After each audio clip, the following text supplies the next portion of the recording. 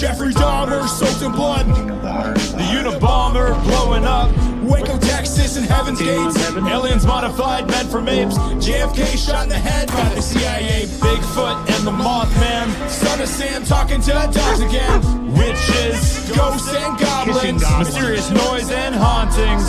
Dark arts in the skull and bones. Most celebrities are probably cloned. So if you're feeling all alone, crack a beer and get stoned. I welcome you to the podcast Strange Brew. We're here to entertain you. We're here to entertain you. It's about to get strange. What's going on, everybody? What's going on? I'm being a fancy bitch today. There goes our warning on YouTube. Can you say? Yeah. It's like those are 7 words that you cannot say or whatever. Can you not say the B word? You have 15 minutes supposedly where you can't say whatever. Welcome to the show. I am one of your hosts, the illustrious Tomcat, aka Tom Thompson, the Raptilian. Make sure to check out all my music on all music platforms. I have a new album coming. I just keep writing more songs, but I think I should eventually stop and just release it. And then who am I joined by? I feel like it's kind of been a while on our side. I just want to say you're looking very sophisticated with your fucking swirling your big glass of wine or whatever it is. It's pretty good. It was a $50 bottle of wine. Whoa. It's like 14%. It's actually very tasty. When we're at we go to the market or whatever, right? And someone that the wife knows, their like stepdad or their father-in-law makes wine, and we were like, oh, this one sounds really good. Whatever, it's kind of stronger, a nice red wine. It's actually very good. Like, I'm not gonna lie, it's very good. But then he was like $50, and I was in my head, I'm like, $50? I buy like fucking $14 bottles of wine. You know what I mean? Like, I'm not spending. And I was like, we bought it, and it was good, but at least we've made it last. But I think that's a little bit of stretch. I live in Canada, man. I may sound cheap, but I live in Canada. Like I'm taxed like 60% of my income. So yeah, it's tough out here. Tough out here while he sips a $50 bottle of wine. Yeah, I have a new name now. We're not going to call me the horror boy for the last while because Okay. I've been because I've had so many ailments in the last like year, and more so probably in the last like 4 to 6 months. I'm just going to be called. Refer to me now as the Parasite. Yeah. Yeah. Just gave me that name before the episode. Yeah. Okay. I told him that you should probably do a parasite cleanse. I'm going to do one. I think it might help you. I have these pills I got to take. Like, I haven't started yet, but 3 pills 3 times a day or something, like 2 pills 3 times a day. And then I don't know what's going to happen to my body. I'm kind of concerned about it, but you can stuff can come out of you. You'll literally purge it out. How do you know to trust said pills? Because I trust the promotion. It's from a guy. It's from someone I trust. Let's just say that. Jeez, that sounds real suspicious there. It's like it's a guy that's telling you to take the pills, so it's all good. No, I got them online, and I trust the company that does this. Let's just say that. And they also do like ivermectin. They have that. So the things that people should have. Like, I'd like to have a little, like, just have some in my house. And for the people that don't understand, that it won a Nobel Prize for helping humans. Literally, it's not just something you give to horses. But there's not. I think the patent, anyone can make it. So that's why they couldn't give it to you, but yet other countries did, and they made you go inject yourself. So we're not going to get on to that, though. We're here to have fun. The world is a crazy place. I constantly say that because it's only getting worse. Canada's only getting more and more crazy. The amount of people that we're letting in, all the shit that's happening all around the world, in Ireland, the UK, America. Haitians are eating fucking kitty cats in the street. It's crazy. It's crazy out there, boys and girls. But I want to try to have this as an outlet, a getaway for people. Obviously we talk about some darker conspiracy stuff and things are going on in the world, but I like to have a palate cleanser and allow people to have fun with what we're doing on the show. And we're ramping up to Halloween. I'm excited. You hear me? I'm excited, everybody. I have my OG Strange Brew Podcast shirt on when I just put a bottle cap and a bottle opener with a weed leaf and a Canadian leaf together. And I was like, this is fine. Doesn't really represent what we do on the show, but I guess drinking and smoking weed, but It did at the time. I feel like it works though. It does. And there's people that I think that still have this OG shirt. So if you're aware of the original logo, you have listened for a long time and probably heard me and Billy get pretty wasted on this show. Anybody who sends a picture of themselves wearing the t-shirt to Tom will receive one nude from Tom. I get to choose what it is though. Yeah. Because I could have a nude kneecap, you know what I mean? It's like being naked with just my kneecap. It's like the nude, like the full just like spread. The full do spread. Like a boudoir photo for somebody, like on like a kid, like when you get the baby photos. It's like on a rug. On a rug with like your hands up. So crazy. Ugh. So yeah, I know. We haven't actually dived into the paranormal in a while. I'm pretty excited about this. And then to chase this strong wine down, I do have. This is like a pop, no fake stuff, natural caffeine. It tastes like Dr. Pepper. It really does, and there's barely any bad things in it. It's made with like apple cider vinegar, cane sugar. It's pretty tasty. And I'm Aaron drinking lemon and ginger. Oh, yeah. Lemon and ginger. He's a tea boy. But this, we want to start diving back in the paranormal. I always love doing the lead up to Halloween and being able to talk about all sorts of even more strange and bizarre things that happen in the world. So it's going to be geared in the next month or so, more towards, the spooky season, probably lead into November doing the same. And I want to start diving back into some more serial killers. You'll be aware that we just did Richard Ramirez, but I have some other plans. We got some stuff in the go, and I got to stop shouting it out because I remember a fan just was like, what isn't Tom going to talk about or something like that? It's like, I mean, he's not wrong. Yeah, I know. I have OCD or something. Also, someone did comment over on my channel if anybody's interested in more straight up like horror movie talk. Yes. In case you're new here, me and Tom also host Class Horrorcast, which is a horror focused podcast. But someone commented on the Jason X episode that we just released and said they said badass intro song. Oh, sweet. That's awesome. I gotta release this to a song that Tom made for that podcast too. I got to release that on Instagram, and I've been toying with. I actually have a couple verses for releasing a whole song on like Spotify and stuff. So I've actually toyed around with some verses in my head that would sound pretty sweet. So I think I'm going to finish it at some point. To get that same raspy voice is going to be hard. I have a song called Conspiracy Theory. I wrote out a song called Conspiracy Theory Part 2, but with the beat, I decided to go very growly, and I spent 45 minutes trying to get it right, but I like lose my train of thought, and it's because it's consistent. People don't understand how when you're doing music, especially the stuff that I do, there's not like some editing. I'm not in some huge studio where guys editing each vocal. I have to do it all on my own, but then I have to, especially songs that have no chorus, I'm just consistently rapping for like 2.5, 3 minutes. And if you mess up once, then you mess up the entire song. It's like, but it's a good thing I have no talent or skill. You can talk, it's like everybody else in the world.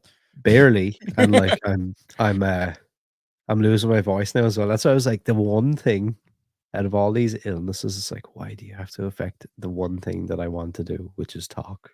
I know. That's why I'm always worried about going deaf. I'm like, that's why I'm wearing earplugs at work more often and stuff. We could still, you know what? We could still like if you were to be on the show going like No, I know. I wouldn't be like whatever naturally deaf. That sounds weird, but just be like my hearing goes out. But surely like after being deaf for a little while, you would start to develop that, right? Maybe because I wouldn't hear what I'm saying. You wouldn't know how you sound anymore, so it's like. And then you couldn't talk. You're just like, or you have one of the smoking things just because your throat went. Oh, that thing that goes like. Welcome to Class Horrorcast. That'd be so good. So I actually would like to cover this on Class Horrorcast. Speaking of that, at some point, The Conjuring, at least 1 and 2. 1 and 2, I actually find these movies pretty frightening, especially the first one. I first saw it. I don't remember if I saw it in theaters. I think I might have. But the first two Conjuring, great. The Insidious, great. Like it was a good spooky ghost movie in my opinion. And this is like the real story of, I think, at least the first one. Like this is the real story which is based off of. I have a new one for you.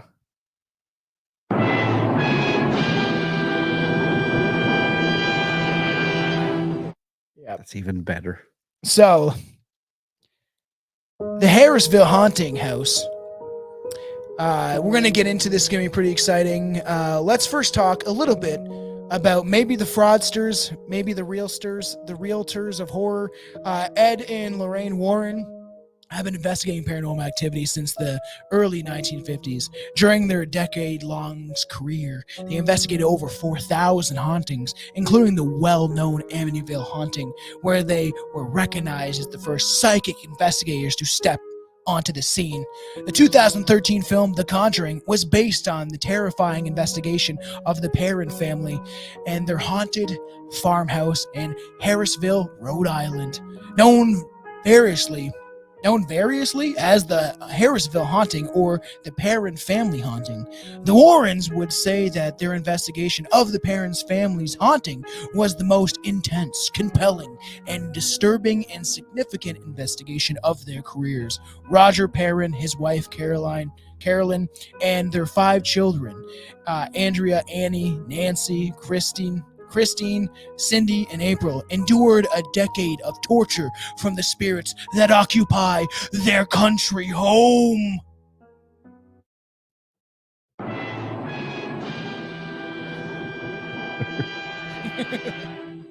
It's a good thing that I don't use them that much because I would way overuse all that shit. I know. Jules from Grey Pill podcast said I'm a master at it, and I was like, not yet, but I'm getting there. You know, that's scary stuff. The guy sounds so sarcastic too when he says it. That's scary stuff. So yeah, Ed and Lorraine Warren, very famous. What is your opinion on? Because I will eventually, I think we'll do it, and maybe it might come next year. It doesn't really matter with us. We can talk about the spooky stuff all year round. But I do want to cover them completely because there's a lot of indications that maybe some of the stuff was real, but they definitely were frauds in some aspects of it. Yeah, it's I feel like you could see this is the problem as well now with like the vast amount of information we have on the internet that you can kind of nearly find as much information one way as you can the other. Yeah, I If that agree. makes sense. So like I'm like I can research, the Warrens scam artist fake or whatever, and I'll find countless different like reasons why and all the backstory and why you shouldn't believe anything they said and they were just like scam artists and scumbags and blah blah blah. And then I can find the other side of it where people will give you all the reasons why they believe that it was real and a lot of it was actually happening. I honestly, What do because you I feel personally think? I don't know anymore. This is the thing, and that's know, why I me find neither. it quite intriguing because I'm like, I definitely feel like there's a degree of like they were quite clever at what they were doing after a while and started to maybe kind of embellish some of the Oh yeah, like stuff. anyone would. And like to be honest with you, I would probably do the same thing. Mm-hmm. Yeah, it's true. I definitely think they embellished, especially it seems like Ed did. They seem like a very strange couple. Just look at the style back then, man. It's just so wild. Like, look at this hairdo. Her forehead it can reaches. To be honest with you, she looks like a young version of fucking Mary Shaw from Dead Silence. Oh yeah, I know. Yeah, that's true. But yeah, I don't know where I sit with them, to be honest. Some of the accounts that they gave, I'm kind of inclined to believe more than others. Yeah, I agree. If that makes sense. I think we'll probably, like you said, we'll probably end up doing like a full deep dive into them as a whole. And I think it'll be interesting to maybe like study both sides of the coin, and then maybe at the end see have we come to a definite conclusion. Yeah, I think that would be a good choice, and then we can cover the Conjuring on Class Horrorcast, at least the first two, because that's the ones I actually really do enjoy.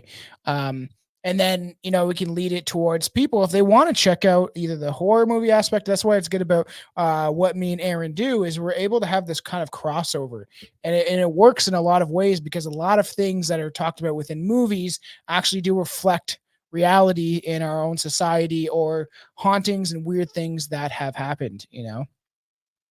So this is the family right here. Nice looking family. Children are pretty scary looking. I know. Like it's like very excited, happy. I just didn't feel like any picture back then.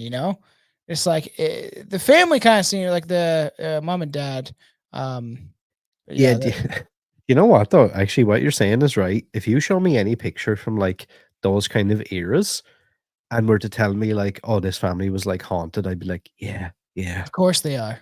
Yeah, I look at the picture and go, yeah, I see what you mean. Yeah, look at that one girl. Looks like she has black eyes. Like so. It's just that obviously the cameras back then, but it does make. And the one second down from her looks quite scary looking. Oh yeah, her face looks like mangled. Ugh. Different times, right? And I don't know. I kind of dig this style. I think we should bring back pantyhose. It sounds weird, but I do see a lot of young girls that shouldn't be. I don't know how their parents let them out of the house. I feel like as a society, like there's the one aspect, you go, just in general, right? You have the too far where you're wearing a burqa and you can't see your fucking eyes, or whatever they call the hijab, and you just like see these weird beaten women eyes through like this cutout. Sometimes not even that. Sometimes it's a mesh thing. You can't even see their eyes at all. That's too far. But then there's the other way where it's like they're wearing like the super short shorts and they're like 12, and then you have predators out there that feed off that stuff. Like even someone I know that's from the country that I absolutely love, India. It's such a great country. Oh man, amazing people come from there. If you can't sense my sarcasm, but Isn't that where all the doctors and engineers? Yeah, where'd they all go from? Why we have people pooping in the streets everywhere? But the thing is, he wasn't used to seeing women in bikinis and stuff like that too. So and I'm about freedom of expression and choice and freedom overall, realistically. But I feel like we kind of become a little degenerate in our society and how often we do show things that are sexualized. And that's just my opinion. If you want to stick a 12-inch penis that's the shape of some sort of elephant tusk or something, I don't care. I was going to say trunk, but tusk came out. Yeah, trunk could be even scarier. Yeah, well, there's people that do that shit, man. So it's like I can't help but obviously comment on some of the things that are happening in the world. So there's two ends of the spectrum, but you see how people are dressed in the 60s, 70s, and 80s. I do find that it is kind of more wholesome. Let's say that, you get me? I'll tell you one thing, they must have been busy. Oh, I know. They were fucking, which big time. Now they're telling people don't do that. That's on an article. It's just like it would be irresponsible to bring children into this world. Yeah, because you guys that perpetrate the media that are parrots of the narrative and the government are allowing the world to become like this, or it is like people are getting murdered in the streets because they're a color of skin and stuff like that, right?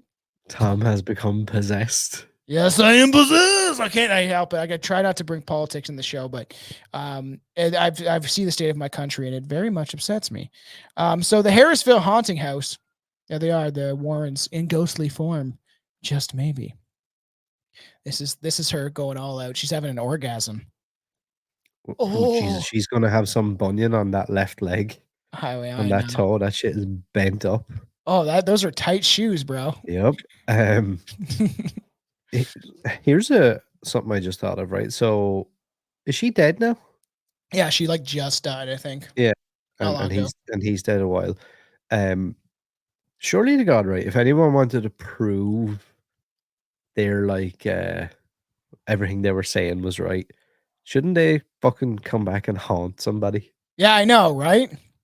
Realistically, there's a horror movie we could write. Lorraine Warren. Imagine being haunted by the two of them. Yeah, I heard he was a wild man too. really embellished in the idea of like using religion to like Kind of cast looks a away the bit mad, spirits. to be honest with you. If you told me Yeah. like this, he had a bunch of bodies locked up in a shipping container or something, I'd probably believe you. Yeah, and her too, honestly. Yeah. They both kind of look crazy, so but I don't know what I'm gonna look like when I'm that age, so who knows? It's a pretty creepy place. This is the oldest photo of the farmhouse that I think we have. Just imagine, like I don't know where, like I don't know, maybe I Kind might of have reincarnated. unsettling. Yeah, it's very unsettling. Imagine living back there, man. I don't know, and I'm sure I don't know. Some of us may have because I do believe in reincarnation, or the idea of the slave reincarnation that we just keep coming back and we're like, there's a parasite feeding on us. But that is just I don't know. All the old photos, especially like this one, gives me chills, bro. It's creepy.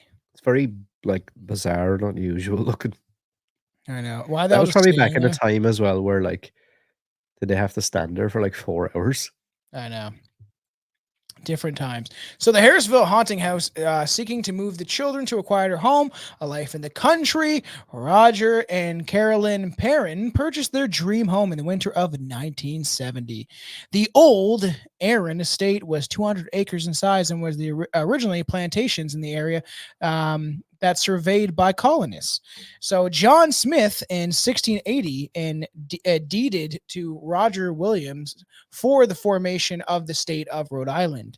Located on a round trip road in Harrisville, Rhode Island, the 10-room, lovely, charming country home was built in 1736 on a beautiful plot of land and plenty of room for their 5 children, all girls to roam about and play. Nancy and Christine Perron shared one room. Cindy and April another, and Annie had a room all to herself, except on the nights when Annie the sisters came crawling into her bed, trembling and crying in terror.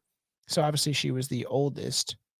And it is like I actually do really love the movie, especially the first one of that, like, you know, perfect-esque family, you know what I mean? All it's trying to live their life, and then just things keep getting worse and creepier, and that like hide and clap game that they play. It's just like it is one of the to me, whatever, the first two at least, especially the first one, was one of the pretty perfect paranormal film, like a film about a haunting.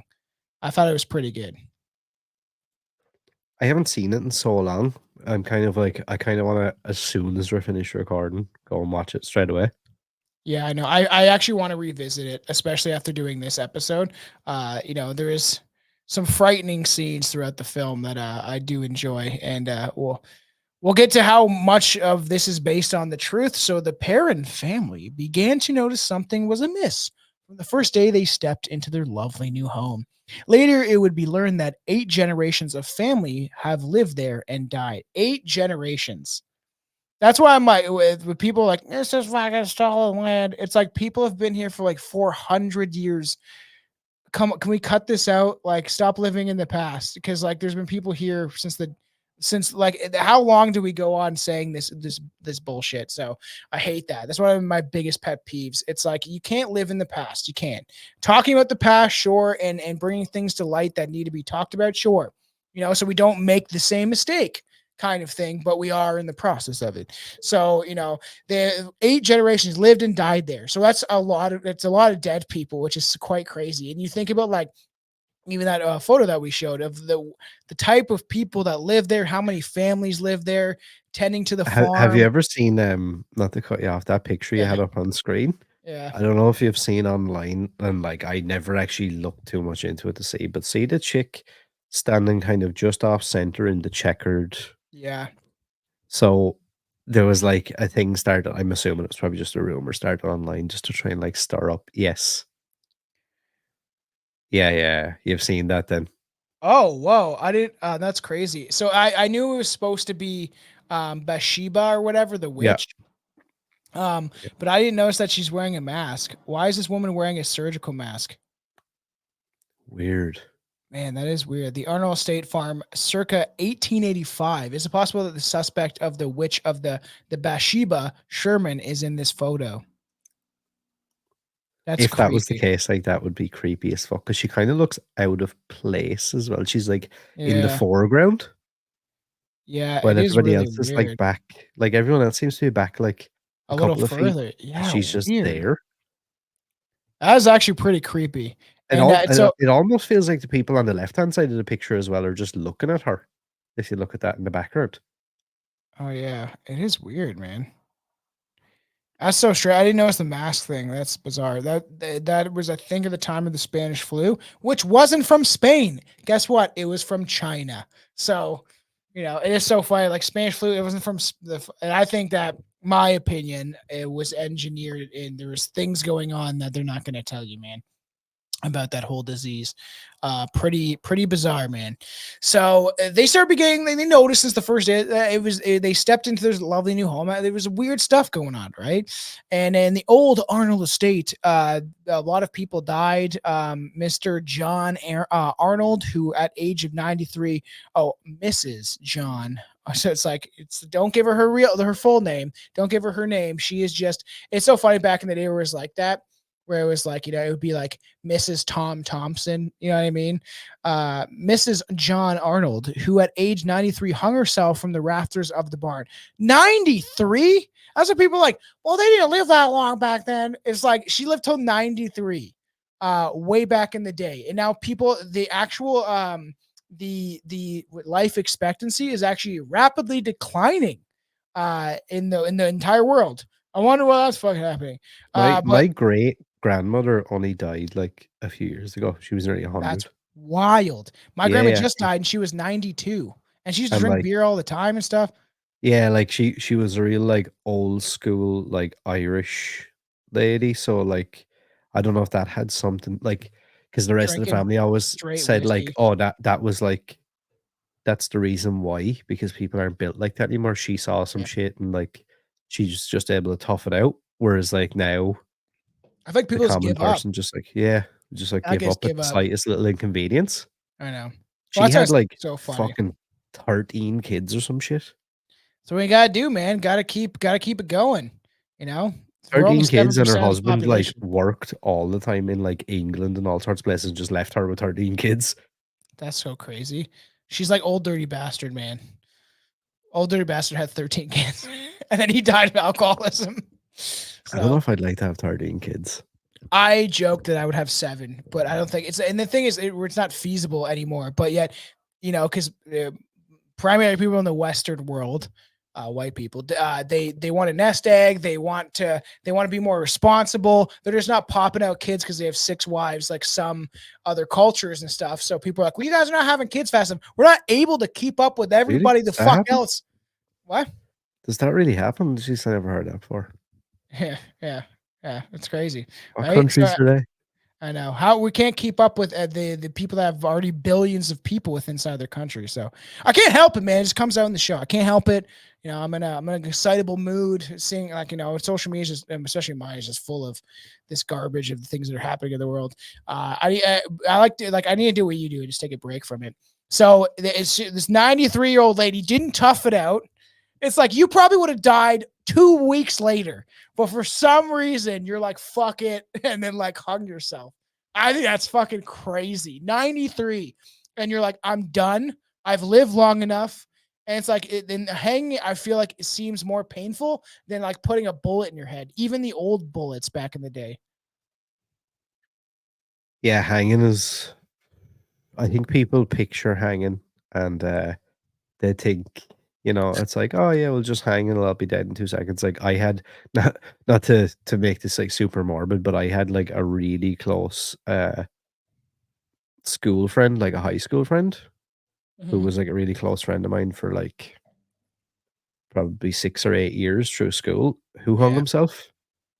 And like I kind of from the family and stuff heard some more like details about the whole like thing, and supposedly it's not as great as people make it. That like you will just wrap something around your neck, drop, and just go like and be dead. No. And like they said that like there was signs of like on most people who do it, there's signs of them grabbing the rope and like gasping for air. basically regretting it as soon as you, which is just fucking one of crazy. my close I've known some people that have done the same. I had a buddy and one of his like best friends did it in a park, like in a park, like a public park. Like, imagine if fucking like obviously I feel for anybody who you know feels that way and their families and stuff, but like I can't even imagine like being in a position where I'd be walking somewhere and then look up and see a fucking real body. Yeah, I would. You know, that's crazy. Like when that douchebag went to the suicide forest. Oh yeah, that fucking idiot. Yeah, that goofy fuck. Did you see what him and creepy KSI and creepy Mr. Beast are doing now? Now what? Do you remember years ago we had that thing Lunchables? Yeah. So they have this new thing now called Lunchably, right? And it's basically the same concept. It's the exact same concept, except you get a mini bottle of Prime. You get so feeding the kids poison. That's smart. yeah. A mini Mr. Beast chocolate bar. And then the other one is you get a choice of either it's a mini pizza, some other bullshit fucking thing, some chicken dog shit thing that looks like rubber, and something else. So that's all that was poison too. I don't know why. It's hilarious, right? Because there was a dude I seen on TikTok, and he moved his family from the States, and they live in like fucking, I don't know, like Thailand or somewhere. And like they eat all like fresh fruit and veg and stuff like that. And like he has chickens now and all this shit, right? And like he had a video up this morning and he was like, anyone remember this shit when they were growing up in the States or Canada or anywhere? And he was like, our parents used to feed us this shit and not know any better. He was like, yeah, that was like 25, like 30 years ago. It's 2024. Anyone who falls for this shit and feeds their kids this poison. I agree. You deserve your kids having cardiac arrest. It sounds fucked, but like really, if you're not gonna like look at what you're eating, I look at everything I eat and what's in it. And I'm not the prime example of health. Obviously, I've been working out. So we go off topic on the show. It's just what happens. This is the conversations. I want the show to be just conversations, to not be a laid out format.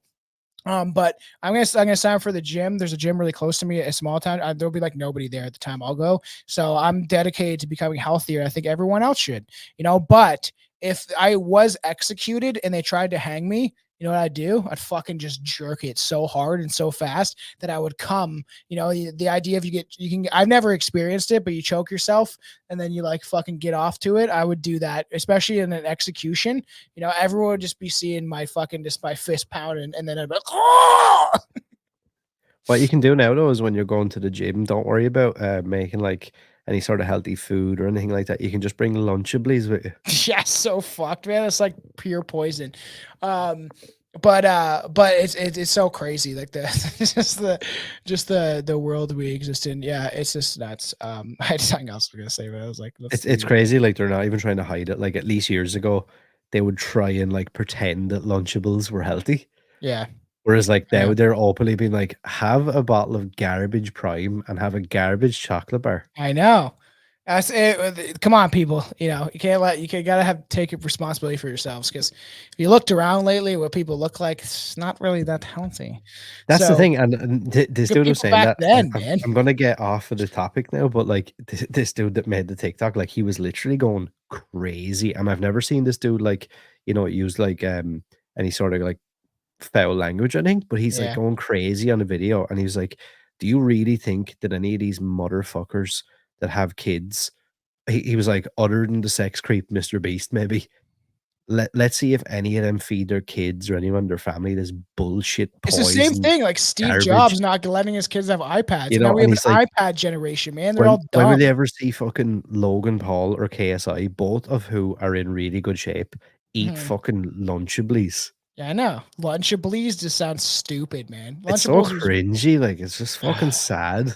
It is sad. We live in a sad world, and what's even sadder is the other unfortunate losses of life on the estate, including several suicides, hangings, and poisonings, the rape, the rapper, of an unsolved murders of 11-year-old girl Prudence Arnold, later presumed to have been murdered by a farmhand.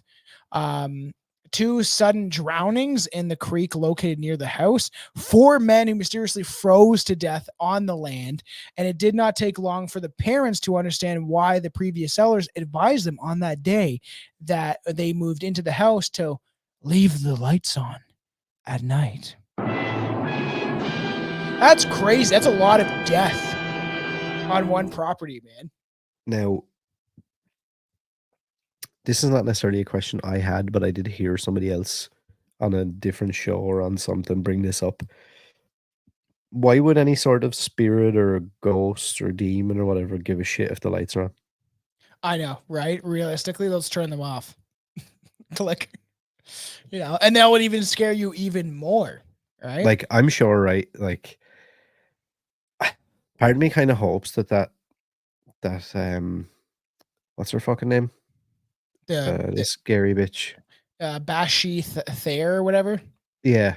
I kind of hope that the real version of her looks like what they made her look like in The Conjuring. Frightening. It looks kind of close though, a little bit, man. I'm pretty sure that something that looks like that is not going to give a fuck if I leave the lights on or not. I know, 100%. Like if I seen her in any context, I would shit my pants. Even just like her normal face. Like that woman staring at you, like under that scene where the girl is standing in the room in The Conjuring, and she looks up on top of the wardrobe, and that bitch is up there. Oh yeah, it's so horrifying, so scary. I actually thought that I had that. So scary. Yeah, I would. That's what I'm saying. There's a couple of really horrifying scenes throughout this film that actually does make your hair stand up on your neck, and it's just wild the amount of like deaths, but it's supposed to be started off with friendly hauntings. So the Harrisville haunted house at the ghosts, the first ghosts or demon spirits, as the Warren investigators thought of them, were harmless, described various as opaque or somewhat solid in appearance, and many spirits in the old homestead. One ghost smelled the flowers, while another would gently kiss the girls goodnight in their beds every night. That's wild. The ghost is kissing people, and then like I heard that they thought it was their mom, and their mom smelled like lavender soap or something, and then they realized it wasn't their mom. They're like just nodding off, tired, and then maybe through like the peeking through like the lids of their eyes as they're like tired little children, and then it's supposed to be she smelled of like fruit and flowers, and it would kiss them. Yeah, it was what was it? They said like that the mother smelled like ivory soap or something like that, and then they smelled like fruit and flowers. I heard, dude. I don't know though, right? If I went to bed tonight and like I was like half falling asleep, and I felt something kiss me, and I wouldn't care how nice it smelled or anything. Like I think I'd be pretty freaked out, to be honest. I don't think I'd be like, it's the friendly ghost Casper. Woohoo. Yeah, I know. It's the ghost of the pudding guy. What's that guy's Like, name? If Get you your were pool pops. What's his name? If you were completely alone in your house, let's say Chelsea was like gone away somewhere, and it was like late at night, and it was like some shit kissing you in the bed in the dark. Like, I'd freak out. Yeah, I don't know if I would find that anyway friendly or like enjoyable. I'm surprised that they didn't like add this in the movie. Actually, like a ghost kissing them, like good night, kissy kissy. Also, I wonder, right? Who's that black guy that fucking gave people the date rape drug? Why can't I think of his name? Puddin' Pop guy. No idea. Do you know who I'm talking about? Oh my god! Now I gotta look this up. It's gonna bother me. I'm gonna be like, oh my god, that's who it is. Puddin' Pop guy. Do you think that I don't know if you'll get into this. Bill Cosby. Bill fucking Cosby. Yeah, he's kissing you goodnight. The ghost, he's not even dead yet, but yeah. You look up and his face is just there. Puddin' Pops. I can't do it. The big white eyes and all the bloodshot. Yeah, I know. Scary looking dude. So like they're talking about here about, kissing people and ghosts and stuff like that. Yeah. And I don't know if you have it in your notes or whatever, but at some point as well, it's mentioned when we get kind of further on in the story to the Perron family that one of the girls. I don't know if is it Andrea, who's the one who wrote all the books and stuff. I think so. Yeah. Didn't she say, or one of the daughters said something about there was also a male ghost or demon that showed up in the house at some point, and he was very scary. It was a very scary and violent spirit, and they didn't speak of exactly what he'd done. All they said was it was a very unsettling thing to have him in the house with 5 young girls. Oh yeah, I heard that too, which is disturbing. So what is he doing to them? So is this potentially him? Is this the start of him being all like, I know, right? See a Like, groovy ghost? I know. That is weird. That's a good point. Creepy though. Having a ghost, like I've heard of some weird things throughout, like just overall of hauntings. Like me and Billy, like we did 2 episodes on spectrophilia, where that's where people fuck ghosts. And people believe in their head, but even just having a ghost like come in and kiss little girls in their bed is just Question actually on that. Is it more women fucking male ghosts or Of course. males fucking female ghosts? It's more women, of course. They like to fantasize about all sorts of crazy shit. It's okay, and women. is there any dudes that you can remember? Yeah. There, as far as I know, I think so, but not as many as women. Same with aliens that fuck. If you guys haven't checked out the Sex with Aliens episode, that one's a fun time. That's before we had cameras and stuff, but at least the spectrophilia episodes, we were able to film that stuff. It's just so funny to me that the idea of like a dude and he's like busting a nut going like, ooh, that tight ghost pussy. I know. How would you feel that? Women claim it's definitely more women that they've been fucked by ghosts. So weird. If you guys have not checked out both those episodes, there's all 3 of them, the 2 parts on spectrophilia and the Sex with Aliens ones. I wish me and Billy could have. I think that's one of the main reasons why we got our Facebook page banned originally. We had like hundreds of people on the original Host Heads page, and there would be fans sharing stuff. Now we have the Host Heads page. So if you're on Facebook, you just look up Strange Brews Host Heads, you'll find it. It's mostly just me sharing stuff about the world and what's going on in the world and memes and stuff, and a couple of other people, but originally, we had tons of fans in there. They share a bunch of stuff. And one of the reasons why it got taken down was Jeffrey Dahmer memes. And then there was a picture for the art for the episode. It was a bunch of aliens jerking off on a chick. And it was like kind of cartoon looking, but Facebook's not like that. So bad. So they would kiss. They would have this ghost kiss them on the head before bed or whatever. Like, I don't think it's on the lips. And another appeared to be a small young male that the girls would watch, mesmerized. Plush toy cars about the room. Would push toy cars about the room and propelled by an invisible hand. So that must have been that little boy ghost.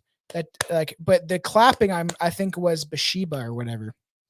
Bathsheba. Scary. Very scary. Rafters in the basements of the Perron's Harrisville haunted home. One apparition, presumably, was a female ghost. One of the apparitions presumably was a female ghost. Was welcomed a welcome presence in the home. The Perrons would often hear her sweeping noises from the kitchen. Wow, that bitch knows how to clean. It's like clean my, it'd be like like some sort of Beauty and the Beast where all the dishes put themselves back in the shelf. Thank you. When they entered the room, they would find that the broom had been moved to a different spot in the room, while neat pile of newly swept dirt sitting in the middle of the floor waiting to be disposed in the trash can. That's a good ghost. That is a good ghost. She cleaning up. Very weird way to haunt. I know. I think I'll just do house chores. I wonder if it's like a residual energy, right? Where it's like, it's just somebody who died in this house and their energy is just there, not them. Actually, they're spiritual, but part of their energy is where they're always just like a neat person. And that is lingering, just like some of the hauntings when it comes to like Gettysburg, where there's just guns going off, but it's probably not an intelligent spirit. Bitch, love to clean. You're saying that it's some dumb bitch who knows her place and she should just sweep the kitchen for all eternity. Basically. Women should go back in the kitchen, man. Wow. So rude. There, Someone clip that. It's so funny because there's more of a trend now where women are like, we fucked up. And if it just for people to understand, I think that people should have equal rights. Obviously, I believe in a hierarchy. Men protect women, women protect children, and families protect society. But the idea, right, is that there should be some sort of hierarchy and not a way of abuse or anything. You ever like see that thing where I can't remember who it is, and he's like, "Yeah, I think it should be equal for everybody. I also think that women should go to war and get their heads blown off and like their legs and arms blown away and everything." Well, and the majority of people that actually work like physical hard jobs are males, and stuff like that. Like being a cop, I know some females can do that, whatever. But it's a job where you manhandle people. You're gonna confront one female cop's gonna confront some crazy migrant with a fucking knife. Like I really doubt that shit. So like there is this kind of thing where there's a difference between us, and the more people that claim there is, the more that I think you're insane.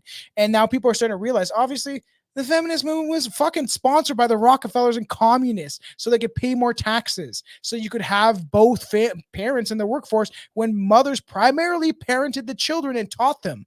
And now no, let's put them in the education system so they can be brainwashed. That's exactly what happened, man. People don't want to acknowledge that stuff. Dun, dun, dun. And now you see more females like, we fucked up, man. We didn't have to work. We could be at home with the kids. And as much as like I believe in both, I think that we should be able to live with a household that can live off of one income, and then the other parent can parent the children. And if there was a woman that wanted to go into some sort of career because she really, I think that if she's out there, hit me up. I'll gladly stay at home and mind kids. Yeah, Aaron wants a sugar mama. Yeah, so, sounds good to me. I don't want to do any bullshit job. Yeah, neither do I. I don't like doing these physical jobs, but you guys can sit your desks in type of way. So Manny was another spirit of the young Perron children loved. Manny was believed to be the spirit of Johnny Arnold, who had committed suicide by hanging himself in the attic of the house in the 1700s. Manny would appear before the children, often standing nearby, quietly watching the children go about their daily activities, a crooked smile on his face, amused at the children's play. If eye contact was made with Manny, he withdrew from sight, and suddenly as he appeared. And I've seen the shadow people. Everybody knows that. I've said that story millions of times. A shadow people experience. But man, that's just like, it's pretty frightening to think about like some sort of like spirit just like watching over you. You can see him out of like the corner of your eye. You know what I mean? Like it's such a weird I don't know if I'm mad on that idea. I don't know. Well, that's what you think about, man. Every time, like, if there's certain spirits that do exist in the astral world, are they watching you like whack off or things like that? It's like, is your grandma be like, "What are you doing, man?" I reckon if there was someone haunting me, they would give up pretty quick. Yeah, because I'm a degenerate, so like they'd probably be like, "Whoa, I'm bailing on this one." Why is there a finger up his ass? Just kidding. Gotta get off, Grandma. So fuck, my grandma just died too. In addition to the ghostly entities, the parents witnessed many other odd and unexplained phenomenon. Beds would levitate several inches off the ground. That's pretty crazy. Telephone headsets would hover in the air. Don't know why they had handsets. Telephone handsets? Weird. Different times. Would hover in the air and slam down on the phone. Oh, like the telephone. Weird they call it handsets. That's weird. It would like float and you're like coming in the kitchen, you're like strange, and then it like hangs up. Slam onto the phone base when someone entered the room. Various household objects would guide about the house on their own. Often chairs would be pulled out suddenly beneath an unexpected guest. Pictured would tumble from the walls. The parents once reported seeing an orange ooze blood in a wall dissolve into nothingness. But then I'm like, is that them saying it, or is it the Warrens saying it? Because about like the blood on the walls of the Amityville Horror, a little different. You know what I mean? Like it's that was, I think, fabricated. Yeah, well, that's the thing, and I think if you're tripping out, you're very stuff scared. Like that is probably what's maybe tainted maybe some of the more true stories like this one. Yeah, I know. Is the fact that, later on they were involved in other cases and stuff, and there was a lot of like maybe potential fabrications to make it more dramatic. Yeah, I think that could be quite possible. The Arnold family cemetery, where Bathsheba is buried.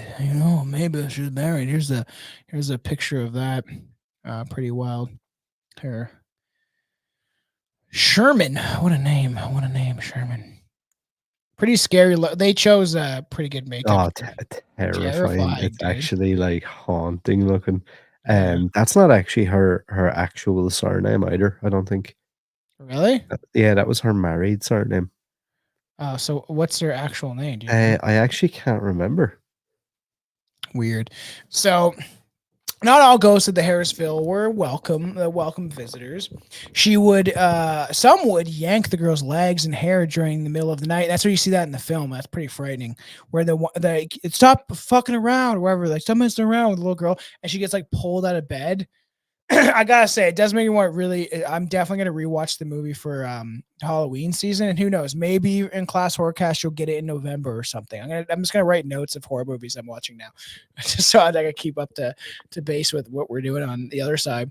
Others would loudly bang at the front door of the home with such force the entire home would shake. I would shit myself. We had a bat in the house. That was scary enough. Trying to get that thing out the door. Imagine like you hear a slamming. Man, that especially at that time, I don't know. There's some a little creepier, like because we're living in the era that we are. The 90s doesn't seem as creepy, but something like the 70s, 60s, and then beyond that just seems to get incredibly more creepy because you have less explanation of what could really be happening, especially for just a family on a farm property, like really in the middle of nowhere. And it's that thing as well, like, I mean, I see people online that said like, "Oh, well, why when all this stuff started to happen, why didn't they just leave the house, and why didn't they do this and why didn't they do that?" It's like, yeah, so I've moved on to a farmhouse with 200 acres of land. I Yeah, have probably sunk whatever money I did have into this. yeah, How do you expect me to just move out? And it was a different time. Like I know. here now, like if you get fucking, I don't know, if you don't get oat milk in your coffee in Starbucks, like it's like somebody can be put in jail for life. Yeah, I know. Like this was a different time. Like so a lot of people probably don't like crazy motherfuckers, shut up. We're Who not like cares? yeah, like and it was I think it was a bit more like and there's a lot to be said for that. I think we could take a lot of things from that outlook on life, but it wasn't like now, like a minor inconvenience now, and people are like, "Well, fucking GoFundMe, and like you're gonna have to like do this and do that." It's like these people probably put all their money into this. They have Yeah. kids and stuff. Like it's like, well, guess we're gonna have to live with the crazy Tough it out. demons and It's a big property too, right? It'd probably be scary and way cheap compared to the things we have nowadays. The dad was probably the only one working. And it's just like we lived in a time in society where that was possible. And then for some reason, bankers needed to use usury and we needed to make this worse and worse and worse. Now you're just a tax slave, even though I think ima- everyone, like realistically, that's what you are. imagine how shit it would be though to think you found like your dream home Oh, and your I dream know. property with all this land and be like, wow, we've really struck gold with this. And then let's say all this stuff does start happening like this and be like, shit, we can't get out of here now. There's like some sort of demonic force that's like And tries. it's probably one of those things where like everybody else is probably like, oh, that's just that crazy family that makes up stories. But at Mhm. the same time, it doesn't sound like too many people were lining up at the door to buy the property. Yeah, I know. And the stories are true about how many people died. Right? Like it is so strange. Doors would slam shut on their own, while others would stay frozen in place, unable to be shut, no matter how much force is applied. And that, let's take everything with a grain of salt to some extent. But I've had my own experiences. That's why I tend to believe some of the more what the family was saying was happening. One entity in the home routinely kept the family awake as it continually cried out in the night, "Mama, Mama!" While another apparition tortured an 8-year-old girl, Cindy telling her over and over again, "There are 7 dead soldiers buried in the wall. 7 dead soldiers buried in the wall. 7 dead soldiers." I can't fuck. I was starting to hurt my throat. Yeah, this ghost just kept screaming at. That's fun. Just what you want to hear when you're a young child. I know what. One of the parents recall a small, delicate spirit appearing to be about the age of 4, roaming around the house, crying and calling for her mother. One of the spirits is so evil, the parent family to this day will not disclose what it did to them. I don't know what that means. That's the dude that they said it was a male presence, and Yeah. they didn't elaborate at all. And I looked at that chick's 3 books. It's referenced multiple times. I've watched podcasts with her as recent as 10 months ago. Yeah. And yeah, that chick, Andrea, I think it is. Yeah. And she just always glosses over that and like says, I've been offered money, I've been offered like book deals, I've been offered podcast deals. I just don't want to get into that particular. So if it like, you know, like that's just crazy. She's been offered all this stuff, and she's still not admitting what Now, the happened. skeptics out there would say this is marketing 101. Yes. Yeah. That's which true. Okay, there's an argument for that. But it's like, if not now, when? Like I don't know how old this chick is, like, but she's obviously getting on in years. So it's like, at what point do you cash in on this? I know. You know, because at a certain point, it will probably be forgotten. Like, at some point, this whole resurgence that the Conjuring universe has made will just become another, like, speck in, like, movie making, and people be like, oh, yeah, that Conjuring thing that was out that time. Oh, yeah. Like, Insidious is kind of, that's happened with it. Yeah, yeah. I Where agree. people are like, oh, yeah, Insidious, wasn't that thing that came out, like, a long time ago? And I don't really care. And, like, so let's just say, playing devil's advocate, okay, let's say she's doing it to try and like drum up more interest. That's a dangerous game though, because it could get to the point where that interest turns to 0 and then nobody gives a fuck. Well, according to this, Andrea or whatever hinted that the unmentionable spirit may have molested some of the young girls when asked about it during an interview. She avoided the question, telling the reporter, let's just say there was a very bad male spirit in the home with 5 little girls. And that's crazy. So like, they diddling their, like, that's fucked, man. To if that is true, to have those type of feelings from something that's invisible, something that's so invasive, is pretty crazy. You know, I understand don't that like the idea of that. You know, like, that's frightening to even think about. Like, that would be happening. It's bad enough when it's your uncle. Aaron would know, but like, it's imagine an invisible creepy uncle. I already choked on water there. Yeah, I was like, I'll swig my last little bit of wine. The most horrid ghost in the home targeted Mrs. Perron specifically, known as Bathsheba. The entity was thought to have been the ghost of Bathsheba Thayer. What a name, man! What a name! The creepy, the old creepy witch lady that they chose for the film. I Very really creepy. hope she looked like that in reality. But look at like even what she looked like, the actual person. She looks dead inside. You know, or something like her eyes. It's like this in this very stern look. And of course, who knows if she was actually a witch, but the entity was thought to have been the ghost of Bathsheba Sherman. Or they call her, Bathsheba Thayer was her original name. I think before marriage or whatever. Practicing Satanist and witch who had lived in the home in the 19th century and died after hanging herself from a tree behind the barn. Bow, bow, bow.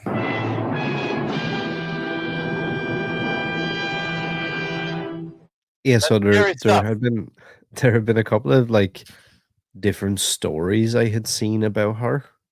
Yeah. And about like how she got a reputation or whatever. So there was a story that she had been babysitting a neighbor's son when the young child mysteriously died. Local doctors established that the child's skull had been impaled with a small tool. Despite the fact that Sherman was the last to tend to the boy, the case never went to court, and this left a lot of the locals, especially the women, enraged. According to legend, her own son would never celebrate his own first birthday, as his mother stabbed him to death a week after he was born.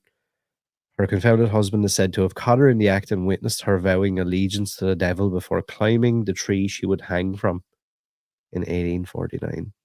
I love the devil. And then she's like climbing up the tree like some sort of muskrat. I don't know if muskrats climb there. It's just an analogy, but no census records of this okay, exist. re-say that. You froze for a second. There was claims that they had other kids. Yeah. But when people went to check like the census and stuff, there was no records of any other kids existing. Some remain convinced, however, that none of these siblings lived past 7 years of age.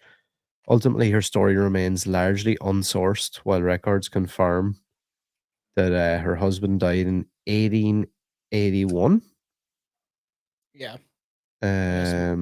Her tombstone is in downtown Harrisville, revealing her date of death as May 25th, 1885. Her alleged suicide in 1849 appears to be utterly fabricated. Weird. Huh. Oh, interesting. So today, Andrea Perron is unconvinced that it was Bathsheba Sherman who terrorized her as a child at all, but the neighboring Arnold estate matriarch who hanged herself in the barn in 1797 instead. Like the mother. Interesting. Which might tie into, and it works for, I suppose, both stories, but they did say that the reason they felt like that the mother was being targeted so much is because the spirit or the demon or whatever felt like oh yeah that it was like trying to like take her place or whatever. Yeah, and it's weird. Like, what if something to do with like the father is diddling the kids? Yeah, and weird. Then the mother finds out, and that happened more often than people want to understand within certain families, right? But in some cultures, that's just natural, right? That's just And I seen interviews with her as well where she said that that this demon or whatever like hated my mother and lusted after my dad. Yeah, that's weird. Like, was he getting like hand jobs in the barn off of that thing then or what? Getting a blowjob like Dan Aykroyd? Yeah, that'd be sweet. Like fucking scary movie. I've told this before on the show, way back when me and Juan were doing it. I was convinced I got molested by a ghost. I was fairly young. This is when I was listen. This is Derek shaking his head. For all the audio listeners, but I was convinced that I was molested by a ghost. So I used to use the Ouija board a lot. We called who we thought was Emily Rose. Come to find out that she claimed, weird as fuck too. Wow, this all ties together. She claimed that she was killed in Brampton. If people don't know, in Canada, Brampton is a city near Toronto that's now been colonized by Indians. It's a fact. That's what it is. That's what happened. But it used to be a nice, wholesome 80s town. Just fucking tons of actual Canadians that lived there. And it's so wild that like, so she claimed to be a chick that drowned there, I think, and she would talk to me all the time on the Ouija board. I don't think it was this girl that it claimed to be. I think it was something else, and it would be the same ghost. And my friends, when I was using my friends, all sorts of different friends, I would be using the Ouija board, and then I claimed there's two female spirits in my house. And then the one night I swore that I went to bed with underwear. And then I just had like a weird fucking dream. And then my underwear was across the room when I woke up. Like someone tore it off me. That happens to me all the time. Yeah, I'm sure. And then when I talked to the Ouija board, I'm like 12. Okay, I'm 12. When I talked to the Ouija board, it told me that the two female spirits molested me. And this is how crazy. I don't even care to tell the story. I was very young. I had a big imagination. I would pretend to hold the ghost's hand, and I would feel my hand tingle and shit. And I was 12. But I was using the Ouija board a lot. So God fucking knows. Because I do think they're conduits. And I do think they're a way to communicate with things that are outside of reality, either alive or dead. And the creepier thing is if it's alive, okay, like it's some sort of being that exists beyond our reality. But there was definitely something talking to me and my friends. It wasn't just us fucking around. Is that weird? Scary shit, bro. I don't know what the scariest part of that story is, that you're getting like jerked off at 12. Yeah. Some like mystery. Well, I had sex when I was 12, so yeah, but I feel like that's like a tangible thing. I can be like, okay, right, it was like a physical act or whatever, but the idea of you being like stripped as a 12-year-old. Yeah, by some ghost and they're molesting me. So fucked. But and now it's like that clip from Marilyn Manson's ghost story where he's like, now you understand why I am who I am. You know, when he saw that haunted house shit that just disappeared. It's a fucking real story, he claims. So the parents were not a religious family, weak in faith. It was theorized that the primary factor for the particularly violent and active nature of Bathsheba treatment of the parents' family, credence to this theory is strengthened when they learned that only previous residents not have reported any odd occurrences was a local minister. So people claim you have religious. Lorraine Warren explains that this was important. You only have to have your faith as your protection. I always had my faith. God protecting me allowed me to do this. At that particular time, the parents did not have religion, and it was very dangerous. Which is like, come on, like, you can still have faith in, but I guess people can claim whatever. Bathsheba was vile, hideous creature described as having a face similar to a desecrated beehive. Weird, covered in cobwebs, with no real face and feature other than vermin crawling from the crevices. Now, who said that? Was that just what? Was that this what Lorraine Warren interpreted it as? You know what I mean? See, it's very easy as well in these situations where if you're the clairvoyant or whatever, Yeah. to be like, I suppose it's similar to like, I don't want to compare them to like your shitty like, mall fortune teller or whatever, but if I'm the one leading the charge, like if I come to you, right? Yeah. And we've seen this probably replicated in horror movies as well since then. As I think is it the last exorcism? Mhm. Where it has the dude, I he's didn't. like I didn't know if I watched that garbage. it's from like uh Oh, maybe I did. I want to say like 2013 or something like that. It's actually quite a good movie, but basically I'm nearly sure that's the one. And the plot of it is you have this guy who is a priest or claims to be a priest or whatever, and he claims to be able to go to your house and like, sort out your like possessions and all this shit. But Oh basically what yeah, I happens is remember this one.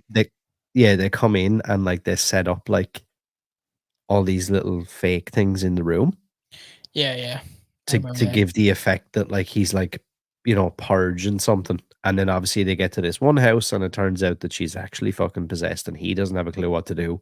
And he has to like kind of admit, oh, Yeah. I'm a con artist. I'm full of shit. But Oh what yeah. I'm saying is like it's kind of interesting, like you said there about, was this like what Lorraine interpreted this stuff as? Is this what she said? I suppose if it was back then, they arrived to this farmhouse, and if you're talking to this family and you realize like that they believe in like religion or this or that, I'm sure it would be easy for her to lead them down the path that she wants. Yeah, it's true. Because like Yeah. what is like, who else are you going to turn to? Like these two people show up at the door and they're like, we're the only people that can solve your problem. I know. And we believe you. We don't think you're Buy crazy. my book or whatever, right? So it's like you kind of stuck between a rock and a hard place, because it's like nowadays, like if that happened to me, I would be feeling like, am I a fucking idiot for like getting this person here and maybe paying them money? But then at the same time, nobody else believes me, and Yeah. what am I supposed to do? Yeah, it's true. So you did touch upon this about Bathsheba Thayer was born in 1812 in Rhode Island, married fellow Rhode Islander Judson Sherman. What a name, Judson Sherman. On March 10th, 1844, when alive, Bathsheba had lived a life of solitude, an outcast community. She was believed of killing her own baby to sacrifice it to Satan. The baby's body was found to have been impaled, as you said, with a sharp object. Lacking evidence, the case was dropped. And she had 3 other children. They said that didn't survive, but I don't know how accurate that is. Her children may have not been her only victim. Bathsheba was known to brutalize the staff, often starving and beating them for minor infractions. When Bathsheba died on May 25th, 1885, the coroner wrote that he had never seen anything like it. Her emaciated body had eerily solidified, seeming to turn into stone. A very similar story of witches. It was easily recognized that Bathsheba had her favorites in the household. She tortured Carolyn, Perron, one of the daughters. Cindy was often a frequent target, lusting for the dad. Oh man, it's just she wanted that dick. Wanted to get that dick in her. That's been a while. She's turned to stone, so she wants to give him the hard on. Roger Perron would take the broken machinery down to the cellar to repair it. While working, he felt Bathsheba touching him, gently caressing his neck or running her hands down his back. Sounds like a good ghost, man, giving him a back massage. But longing for Mr. Perron, Bathsheba hated Carolyn. It was clear that Bathsheba wanted Carolyn out of the house. The bed of one of the Perron girls on August 1977, an article in the local province journal described the appearance of Bathsheba. Mrs. Perron said she awoke from before dawn one morning to find an apparition by her bed, the head of an old woman hanging off one side over. I might as well do this. My fucking music. Mrs. Perron said she awoke before dawn one morning to find an apparition by her bed, the head of an old woman hanging off to one side over an old gray dress. There was a voice reverberating, "Get out! Get out! I'll drive you out with death and gloom." Yes. In the beginning, Bathsheba's treatment of Carolyn was merely just cruel. Carolyn would be pinched, slapped, which I think they do show it in the film, or have objects thrown at her. Her greatest fear, fire, was soon discovered by the entity and used to repeatedly strike terror into as Bathsheba banged torches against her bed. Wow, while demanding she leave the house immediately. That sounds fucking frightening, man. To have some sort of spirit like maybe throw candles at you or some shit. Especially if it looks like that. I know. So I don't know what it is, but that terrifies me, dude. Yeah, everyone that's watching, just stare into her eyes. Jesus Christ, yeah, they chose a good makeup artist for it. It's fairly scary, and especially that one scene where she's got the blanket over her and she's starting to possess the mom. That is scary. And it kind of cuts open. That's supposed to be her. Seems like a good looking woman. She looks way. It's so funny how for some reason time beats these people with a wood stick, because look at her there, supposed to be the real Bathsheba Thayer or whatever, and she seems like a good looking woman wearing a corset and a big old weird. It seems like that would take a while to get on that outfit, and then you'd stink after wearing it for 3 days. And then you see this image, and it's it does seem like time takes these people, working as a farmhand, whatever. And it's just and then it's if you see people like Belle Gunnis, that me and Anton covered a long time ago on the show, of what she looked like when she was young, and then what she looked like near her end of her life was frightening in comparison. Pretty weird. So as time progressed, the attacks grew harsher. In one instance, Carolyn was lying on the couch when she felt a sharp pain in her calf of her leg. She examined her leg and found a large bleeding puncture that looked like as a large sewing needle had impaled her skin. Later, after the threats failed to motivate Carolyn to leave, Bathsheba took a different tack. And attempted to, invade Carolyn from within, believing that Carolyn had been possessed. The parents called in the psychics, Ed and Lorraine Warren. Here's where they make their official appearance. Ed and Lorraine Warren come onto the scene. Psychic investigator Lorraine Warren, often as the original paranormal investigators, for decades helped investigators hauntings, demonics, possessions across the country. In many of these cases, they were able to convince the Vatican to provide exorcisms of the spirits that they found. Probably was pretty lucrative business. Meanwhile, get the priest from touching the little boy, so at least they're distracted. The parents heard of the Warrens after one of their many public speaking engagements, pleaded with them by the mother to save them. By this time, it believed that Bathsheba was physically possessing Carolyn Perron, and an assessment that Ed Warren could not disagree with. Daughter Annie Perron, Andrea, remembered that the night of that the exorcism took place. That night, I thought I saw my mother die. It was the most terrifying night of all. She spoke in a voice we have never heard before, and a power not of this world threw her 20 feet in another room. She seemed frightened. I was going to say something there about that.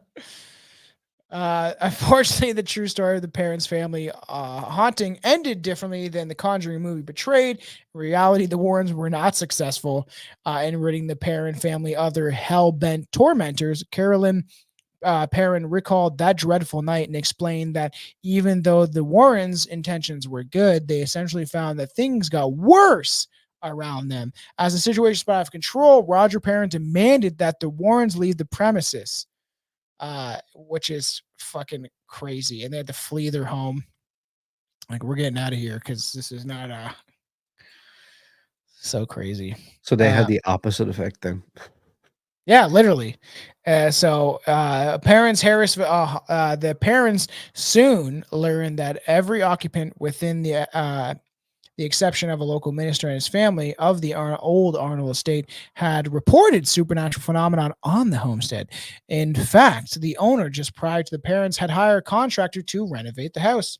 The contractor had been busily renovating the home when suddenly stopped working and fled, and it was reported he had left the home screaming, leaving behind his tools and his car. I wonder what the hell he saw. The owners never moved in, and the home sat vacant for several years before the parents discovered it on the market, which is frightening. He's like, "Oh fuck!" and just like screaming as he leaves the house. Like, what happened to him? You know? Yeah. What did he see? You know? That's nearly, to be honest with you, some of that stuff, like, that's nearly scarier to me than like actually being told the story. Yeah, is having someone like that. Yeah, and it kind of just leaves it up to your imagination of like, I don't know what I think happened, but it must have been awful. I know. So the Warrens, Ed Warren died in 2006, but Lorraine Warren still at the time this article came out, still actively investigating paranormal cases. She runs she's dead now. I think the son took it over. Privately, the occult museum back in their house in Monroe, Connecticut, with the help of her son-in-law, Tony. I think Tony might run it now. Admission is open to the public with prior reservations with a small charge of admittance. I heard it's fucking expensive. So, like typical, trying to, get money. Especially the son-in-law or whatever. Why not make the money realistically? You know what I mean? So the parents, Andrea Perron, wrote a book of their experiences in the home, House of Darkness, House of Light. She tours the country giving lectures and recollections of her time in the haunted house.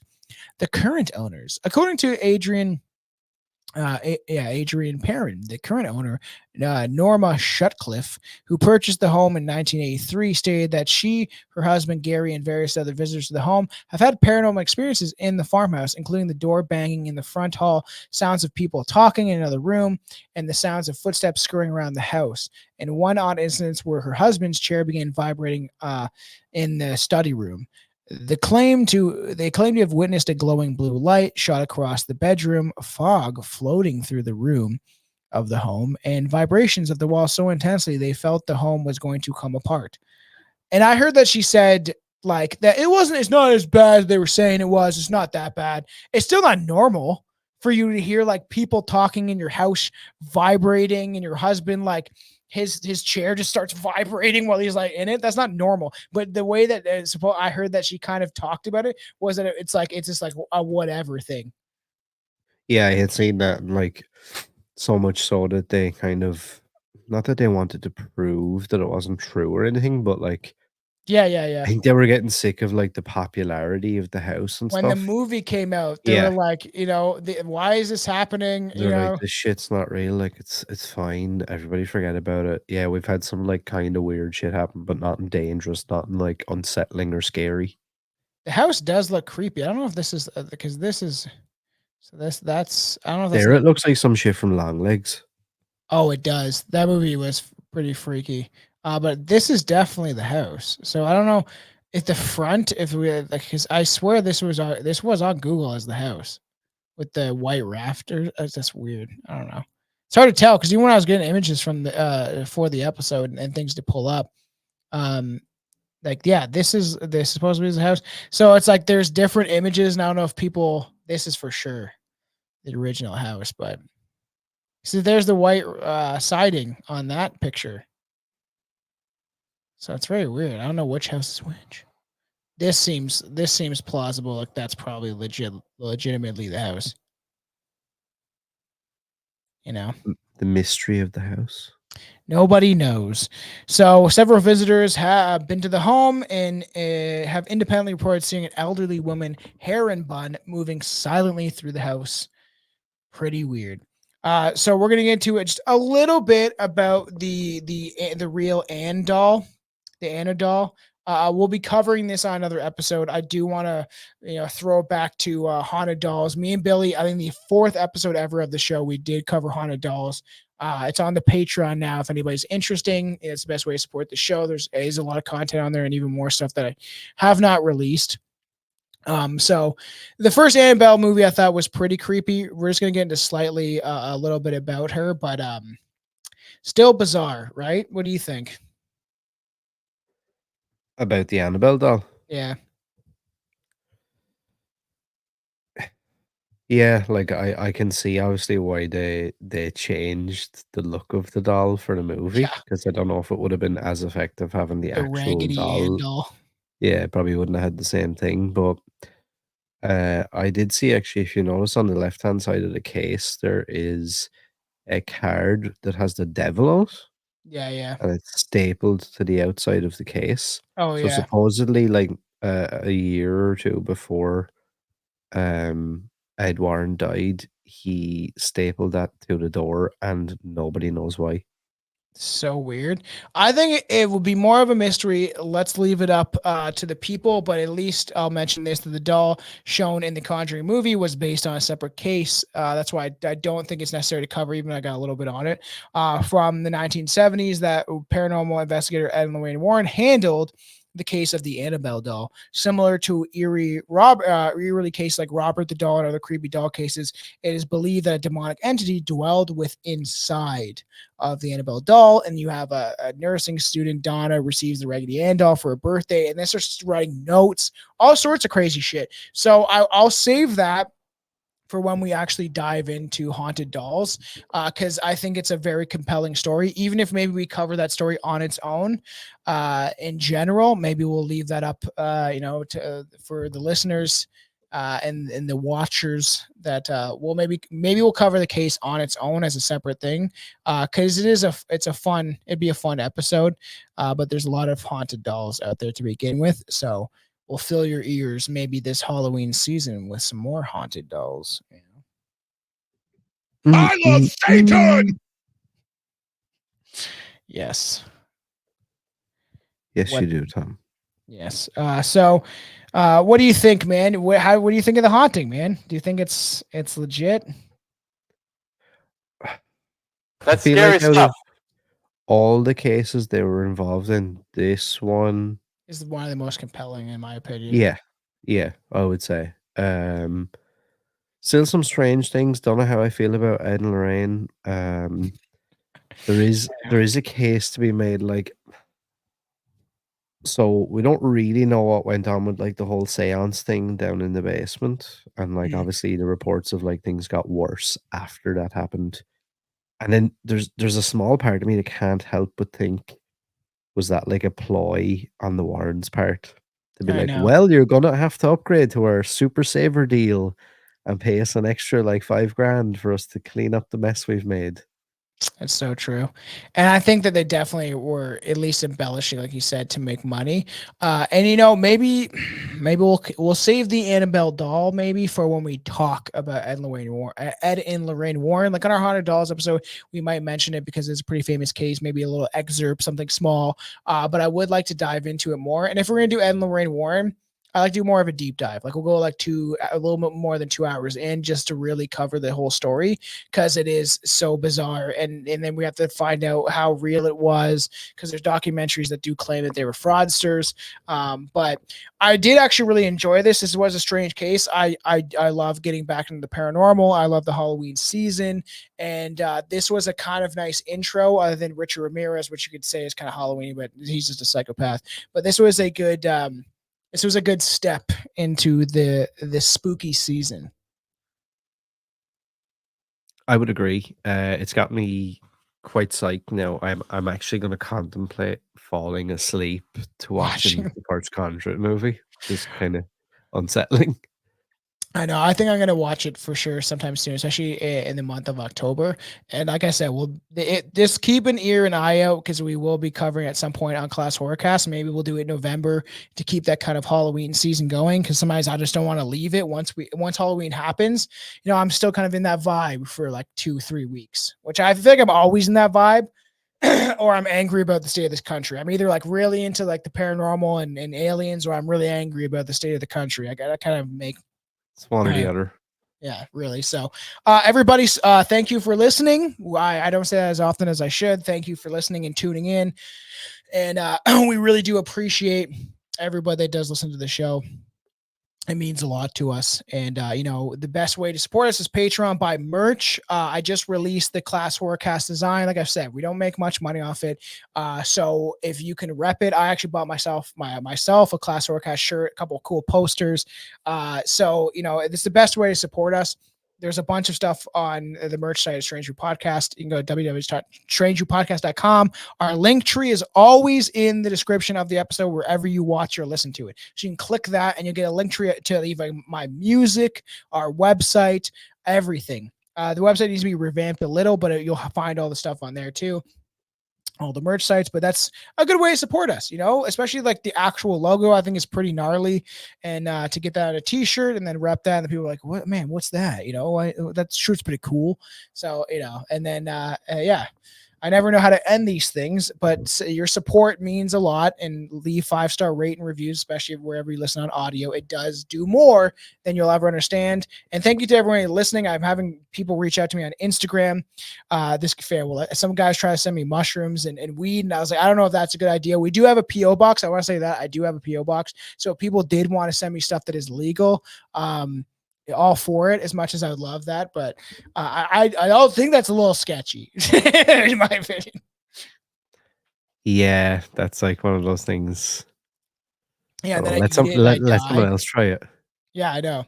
That's what we were joking about at work. It's like I was like at Town Sawyer, I was like, "You can be my guinea pig, man." He's like, "Oh, I thought you were gonna actually give it to a guinea pig," and I'm like, "No, you. I'm gonna make you eat it or take it or smoke it. Then you let me know how you feel after." Just give it to someone you don't really like that much. Some homeless guy on the street. Yeah, just be like, here, free drugs, man. And then I'll come back in an hour and see if he's like slumped over like an L or upside down L.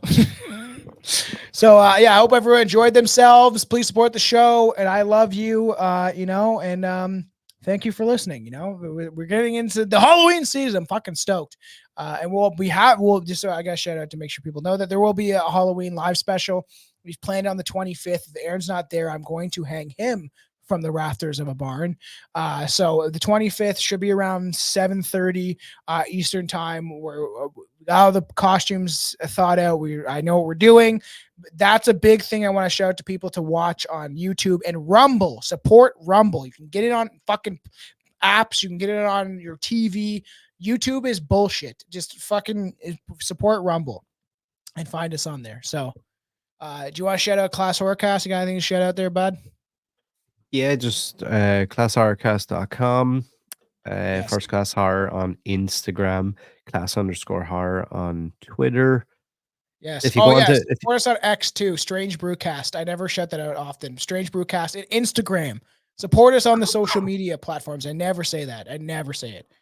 Yeah, if you go onto Instagram and search First Class Horror, you'll find the link trees in the description, and you can find everything from there basically, and that's where we're most active. So yeah, we just did a face-off of Friday versus Jason. The time this comes out, you can go watch it and go listen to it. It was a fun time. I actually really loved doing that episode.